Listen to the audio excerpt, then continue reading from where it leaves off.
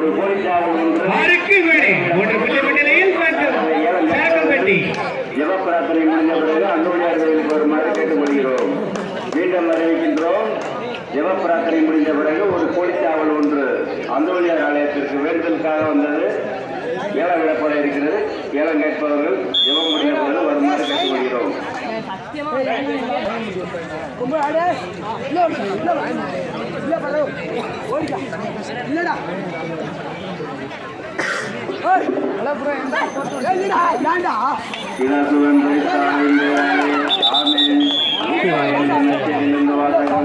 அதிகாரம் 11 14 முதல் 23 முடிய ஒரு நாள் இயேசு பேச்சிலிருந்த ஒருவரிடமிருந்து ஓட்டினார்.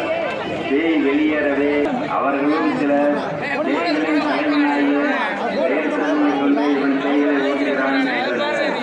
வேறு சிலர் அவரை சோதிக்கும் நோக்குடன் வானத்திலிருந்து ஏதேனும் ஓர் அடையாளம் காட்டுமாறு அவரிடம் கேட்டனர்.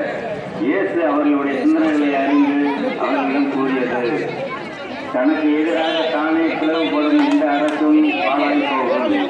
அவ்வாறே பிளவுபடும் வீடும் விழுந்துவிடும். சாத்தானும் தமக்கு எதிராக தானே பிளவுபட்டு போனால் அவன்